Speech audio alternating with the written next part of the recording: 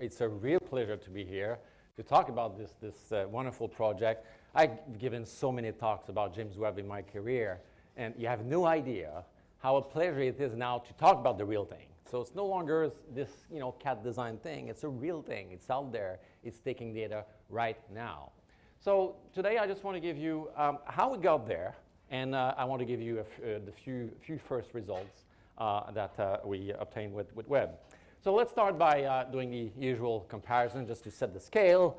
Hubble, I'm sure you're all familiar with Hubble. So just to see the scale, right? This is a much bigger telescope, 6.5 meters, 18 segments.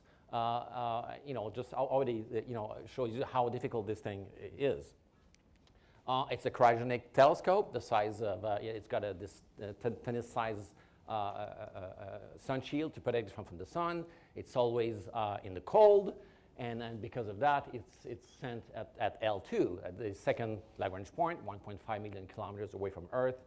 So Webb basically is going to this cosmic waltz every 6 months, turning around L2. And if you look carefully, so the telescope is always in the dark because it is being cold passively. On the cold side, it's about 40 Kelvin. On the warm side, it's about 80 Celsius. So you see the telescope always look either up, down, with a for 50 degrees angle, so you can look at the big pitch of the sky at the same time. So for instrument, there's a NIRCam, which is the machine to take images. I'll show some of them. The NIRSpec, that's the machine to take spectra. Astronomers love images, but we also love a lot spectroscopy. And especially this one is designed to do multi-object spectroscopy, and that was quite unique. It was a lot of development to design that incredible machine built by the European. And MIRI, which is an instrument that operates beyond 5 microns. So NIRCam, NIRSpec is from 0.7 to 5 micron, whereas MIRI is from 5 to 28 microns. And it's a very versatile instrument. It can do imaging, spectroscopy, integral field spectroscopy. So Webb has many, many different modes. And finally, and not least, NIRIS, FGS NIRIS, which is essentially 2 instruments in one box. FGS is the machine that guides the telescope all the time. Whenever you take an image, there's always vibrations, right? So, and there's a little mirror inside the telescope that we can tip and tilt. So FGS is an infrared camera without filters, no moving parts. And we pick a star, and 16 times per second, we send a signal back to the mirror to tell, just move up and down. So the precision is 5 milliarc seconds. So it doesn't ring you a bell, 5 milliarc seconds. Well, this is the thickness of a human hair as seen from 1 kilometer. So it's very precise. So every images, every data you're going to see from Webb, remember, it was FGS guiding this thing. So on the back side of it is NIRIS, which stands for Near-Infrared Imager and Slitless Spectrograph, which is an infrared camera with observing mode that are very complementary to the aeroscience instrument. And I won't have time to go to details of that, but that instrument was not planned from the get-go. I got involved in this project back in 2001, and at that time we were providing a contribution to NIRCam, which turned out to be an instrument, a standalone instrument called the tunable filter imager. We got problems, we had issues with it, and back in 2009-11, we decided to reconfigure TFI into a more different instrument, which would turn out, in fact, to be more powerful. Okay, so this is the field of view of each instrument. So each instrument has its own piece of the sky. So you can see NIRCam here. It's actually 10 detectors. There's a dichroic mirror, which split the light from 2.5 to 5 microns, so we can observe simultaneously from 0.6 to 5 microns.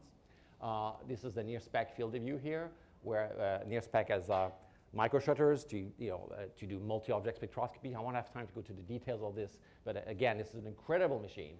And MIRI is sitting here, and finally, in one instrument, FGS NIRIS. So you can see it's done in double here, and it's not a coincidence. This is the redundancy to make sure that these instrument, if one channel fails, we have another redundant channel. Okay, so just to give you an idea of scale in time, the instrument, the first instrument to be delivered to NASA was FGS NIRIS back in July 2012. So it's been a decade. And after that, the whole suite of instruments went into a series of tests.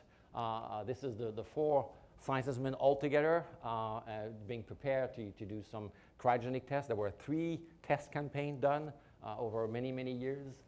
And you can see FGSDS is right in the middle. So we had not only a requirement to build an instrument, but NASA was telling us, you getting in first. So you got to be here July 31st, 2012. And it got on dock in Washington at that time, that date. It was quite a challenge to meet just that schedule. Okay.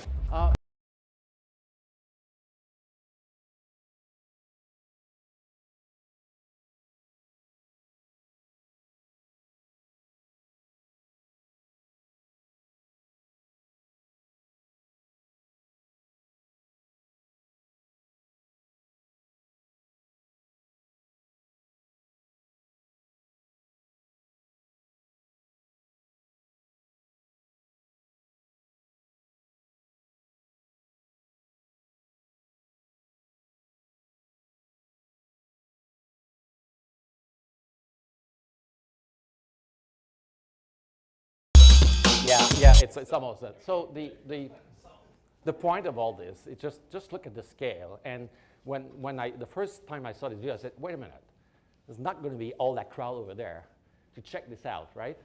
We're going to be doing that in the dark.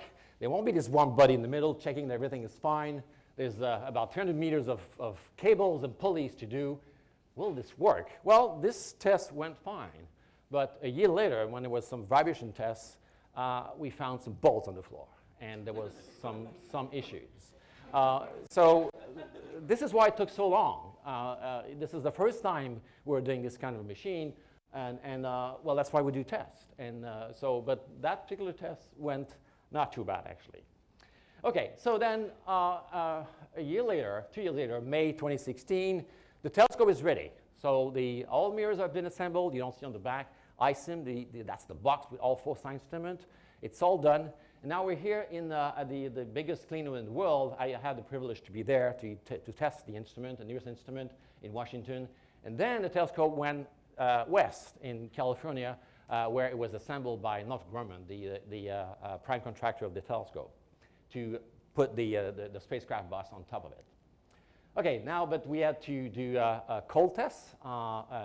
So it was in the chamber A in Houston, the same chamber that was used to test the Apollo modules. You can see the scale here, a person, a huge test. It took more than a year, and in fact, Webb had to survive Hurricane Harvey. So there was a time when there was actually water dripping in the controller. I mean, it was not fun. In fact, people got trapped there. Instead of doing their 8-hour shift over 3 shifts, there were people who were being forced to do 12-hour shift for almost a week. Yeah, you never saw these photographs because NASA didn't want to show it, but there was this photograph of plastics over all the screens with water dripping over, and people were still testing the telescope. So anyway, things went fine. The telescope was checked. Of course, one big test here was to check the curvature. Will Webb has the right curvature? We don't want to repeat the same mistake as Hubble, right? It was all fine.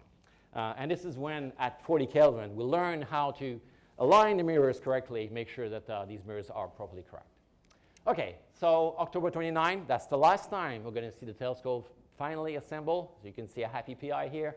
This is in California. And from then on, there was a whole series of environmental tests to make sure that this thing is ready to fly. So finally, October 2020, can you fix this, please? But this is the last tilted vibration test where we, the telescope has to move to various chambers, just to give you an idea of the scale. And the first time we had to do a vibe test, that was in Ottawa. That's where the instrument was built, and I was terrified. When I saw the thing on the vibe table, I said, everything is going to fall apart. It was fine.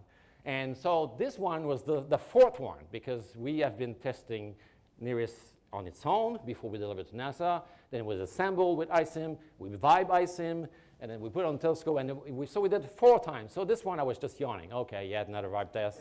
OK. But the one with the sun shield did not go that well. And this is when we saw some bolts on the floor, and we needed to fix this. But anyway, October 2020, the telescope is ready. We're ready to go. So this is the final configuration before it went into its final journey from California to French Guiana, where it will be launched. And finally, at last. And we have engine start. No, just leave it. And liftoff. JWST, décollage. Decollage, liftoff from a tropical rainforest to the edge of time itself. James Webb begins a voyage back to the... It was Christmas time. I had the privilege to be there. I was 5 kilometers away from this thing. It was not so good for the weather, but the sound, the shock wave that came to me on this was just amazing. I will never forget that moment. Okay, but then a more dramatic moment. 20 minutes later, the thing has to detach from its telescope. There was a webcam on the Ariane fairing to see this. And we saw, that's the last picture we saw from Webb. And he did this wonderful blink, the very first deployment of the solar panel. So we had power. And then on its way, Webb went to its final destination at L2. And then what I've been describing in previous talk, the 14 days of terror. We need to deploy this telescope, right? And with this, about 300 ways of things to go wrong, but everything went smoothly. It's just amazing. Everything went according to plan. There was no glitches. It's absolutely true. Every morning, every day, I would follow up what's going on, starting from Christmas Day until just after early January. Everything went fine. Then we needed to align the telescope. That's the first picture we got from Webb. So you can see it's not one, it's 18 telescope, and we can move all mirrors one another, so we can identify there's 3 types of segments, A, B, and C, and by moving them, you can say, oh, that's one, so you can see the wings are here, and then in other iterations, we align them. We can actually change the curvature of the telescope of each mirror to align them, so you can see the image gets slightly better. And finally, we align this thing. And the first step was to get the diffraction limit. That was with NIRCam early February. And the first thing that struck us when we saw this thing was not this iconic hexagonal PSF, was the galaxies in the back. There was galaxies everywhere. We're still on a few minutes observation of this thing. Already we could see that these galaxies was everywhere. And of course we know that. We can calculate how the sensitivity of the telescope, but seeing it was not quite the same thing. Thank you, Stefan. So you can see everything in there are galaxies. But that was for NIRCam, which is the instrument that has the wavefront sensor to align the telescope. But we also needed to align the telescope for all science instruments. And that was a very complex problem that culminated. And by chance, that was just before my birthday, and we got these beautiful pictures. And this is, perfect images. This is a field of view close to the Magellanic Clouds. And we spent years looking at simulations of images that would not be perfect and make decisions on how we would decide whether this is okay or not. And as an experimentalist in optical design, the first thing you do when you try to look at image quality, you go right in the corner, trying to see astigmatism, some aberrations. There was nothing. These images were absolutely perfect. It's just amazing how how these images managed to do this. And in fact, we have a focusing mechanism. We have a focusing mechanism in NIRISS for the purpose of tweaking the focus. But I did the decision not to use it because I didn't want to have a chance that the focusing mechanism would get stuck out of focus. No, I'm not touching this. But we spent years to develop this mechanism.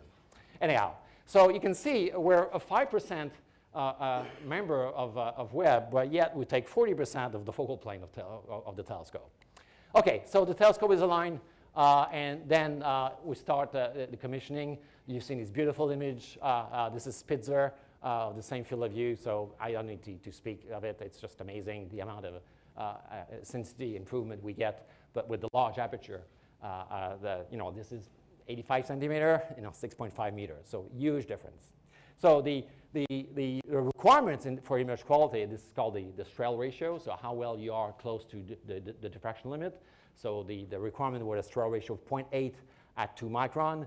Well, we have a 0.8 Strel ratio at 1.2 micron. So it's, the image quality is way much better than we had anticipated. And in general, the instrument have sensitivity about between 10 and 20% better than we had planned. Okay, so there was a little glitch. So this is a micro meteorite impact. This is a permanent damage to it. This is something we were expecting, but you know, it's like your brand new car, and you get a scratch on it, and the only thing you see is this. You know, don't worry, it's not a big deal, and we can accumulate many of them, many of those events before it gets really bad. But the wayfinder of the telescope is just beautiful and much better than we had planned. Okay, so now let's talk about science, and I'm going to do it through the early release observations that was released on July 12. So there's 4 science team in JWST. We want to find the very first galaxies. That's the very first thing, you know, back in 2001 when I joined this project, JWST was called the first light machine. That was the thing to do. And of course, we want to understand how galaxy evolved. We want to study star formations. And that theme, origin of life, came much later. Just to give you a context, 2001, that's 1 year after the very first transiting exoplanet was discovered. So we were not planning to do exoplanet atmosphere. So it's over the years that we actually developed that science case. In particular for NIRISS, the problems that we had with our previous instrument became an opportunity, because at that time, back in 2008, 2009, we realized, hey, we can reconfigure this instrument to far more powerful science, transient spectroscopy. So again, this science team, even though it was there early on, was not as strong. And in terms of summing time in cycle 1, that represents now more than 25% of Webb time. So yeah, the early release observations were meant to represent those science team and also represent the all 4 science instruments. And it was very, very secretive. So even myself, as a PI of this project for 20 years, I did not know until 2 days before what would be observed, even with my own instrument. I was a bit frustrated by that. But finally, we got it. And well, I'm sure you've seen this image, a deep field from JWST, which is just amazing. And I did not realize this is 12 hours worth of observation, which is already beating the deepest observation ever obtained with Hubble. And again, you know, we scientists can actually calculate, you know, understand the power of James Webb, but then you realize, okay, it only takes 12 hours to beat Hubble. And indeed, it did. So this is the view of MIRI, beautiful images, and of course, spectroscopy. This is a demonstration of near spec, where here we only see 4 spectra in the same field of view here, but there was actually 20 spectra taken simultaneously. And you can see one of them, this red fleck here is something with a redshift of about 8.7, with a look back time of about 13.1 billion years. And already it is very high redshift galaxies at redshift of 11 that have been identified as candidate. I'll talk about a result based on the deep field. NIRISS was also observed. So NIRISS has an observing mode to do slitless spectroscopy. And slitless spectroscopy is much less efficient than slit spectroscopy, because you get the background, you disperse, but you get the advantage of observing everything in your field of view. And so it's very complementary to near spec, in particular to find objects. And the demonstration here was done by taking what we would think would be the same galaxy, which is a double image because of we're looking here at a galaxy cluster, and background galaxies get amplified and distorted. And lo and behold, when you look at the nearest spectrum, they are identical. So this is the same galaxies observing. So we have 450 hours of guaranteed time observations with NIRISS, and 200 of those will be devoted to look at galaxy clusters using NIRISS, near-cam images, and near spec. So this is a major science program that the Canadian team I've just started. Okay, now let me just give you an example of the result that came in. This is the first Canadian paper led by 2 young postdocs at the University of Toronto. The sparkler, which is, we're going to zoom into this region here of the deep field. And in fact, this is not a very, very good resolution image. It does not give justice to it, but we're going to be looking at this thing here. So the galaxy cluster is at a redshift of about 0.39, and this background galaxy at redshift 1.38 has these red blob here. So through observations with NIRCam and also NIRISS, which showed that there's emission lines on in this galaxy with NIRISS, but we cannot detect anything with the red blob. We need more observation to check this, but it's very suggestive that these things are very young, well, fairly evolved, actually, globular clusters at a time which is about 500 million years after the Big Bang. So, you see only 12 hours worth of observations, and we're getting that deep and very exciting observations. And there's going to be follow-up for that for sure. Okay, my first love, interacting galaxies, the Stephan's quintet. I was discussing with a grad student here at lunch about interacting galaxies. These are incredible images. Miri view of this. This is the black hole here. How you not be in awe in these images? And of course, you saw these beautiful images from the star formations, where we see lots of stars forming. I don't have it here, but there was recently a release of the pillar creations. There was some doubt that Webb would not have beautiful images because of its infrared, but I think that has been diffused now. These images are just amazing. Okay, what was less obvious in the early release observations were the NIRISS observation, because it was a spectroscopic observations. NIRISS was specifically designed to do what we call transit spectroscopy. So the game here is to observe exoplanet, but a special class of one, those that happens to go in front of their star. And so it's, when it happens, the star blink at us. You can easily measure that depth here, which gives you basically a measure of the radius of the planet, because we know the radius of the star fairly well. Now, if you do transit spectroscopy, you can actually detect the atmosphere. I'm going to show you the details of this, but that was the very first observations. So that's a quadrant that explains it here.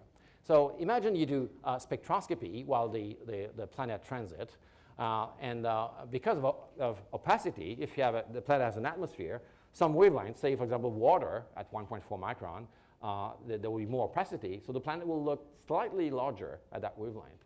So when I mean slightly, I mean very slightly. This is a very minute measurement that one needs to make. You need a big telescope, and that's basically the principle. So this is a very powerful technique that, again, we were not planning to do 20 years ago when the project got started.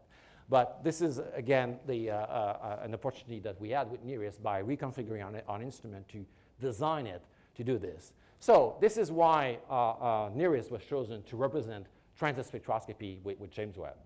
And before I go to the actual observation, just give you an idea, what are the physical parameters about transit spectroscopy? So what we're trying to do here is measure that depth here. So how the transit depth varies with color, with wavelength. And it's basically related to the scale height of the atmosphere, which depends on the temperature, the gravity, so the mass, the radius of the planet, and the mean molecular weight. So if you have a hydrogen-rich atmosphere, so mu is about 2. But if you have an Earth-like atmosphere, well, it's more like 29 because it's more massive molecules in there.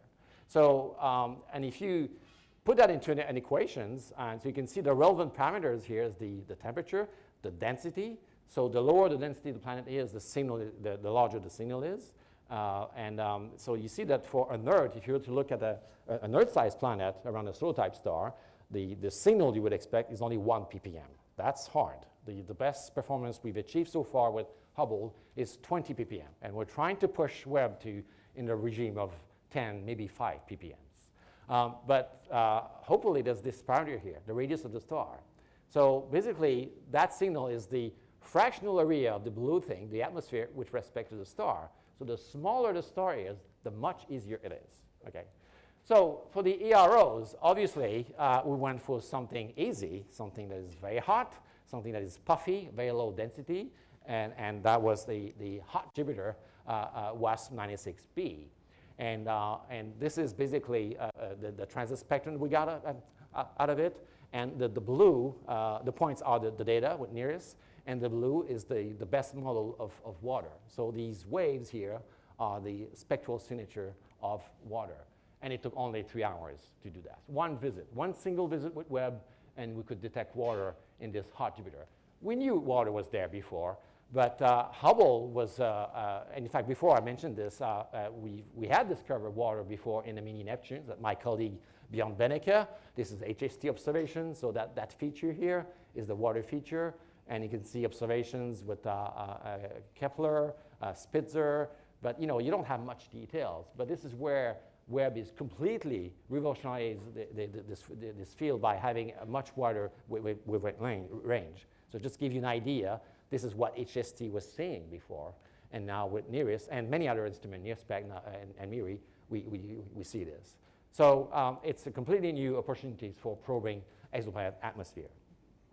Okay, so and then after that came detections of CO2. This was part of the early release signs. So a series of observations that are open to the whole community, and a team. With WST-39, that's another hot Jupiter. This is a star about the size of the sun, with a planet very close for the periods, very hot temperature, but about a quarter the mass of Jupiter, and much larger than Jupiter. So you see, in terms of density, it's a very low density. So the signal to expected is quite strong, and it had been observed with Hubble. So you can see the signal. We do detect water in that, but CO2, we're not sure.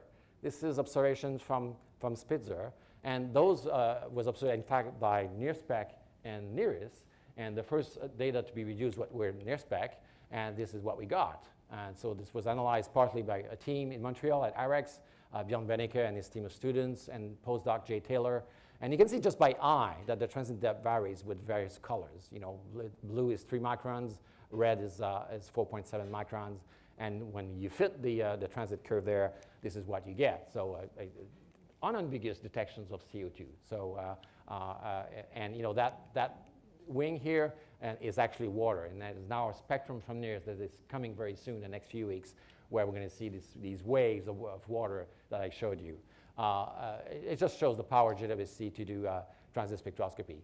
Now, why do we care about this specific CO2 detections? Well, we can actually determine the metallity of the planet itself, which tells us it's about 10 times solar.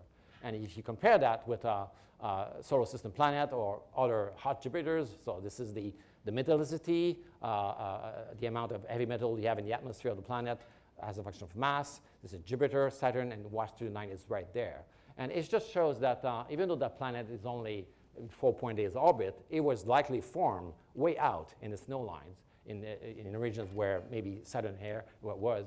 And through migration process, that planet just migrated in.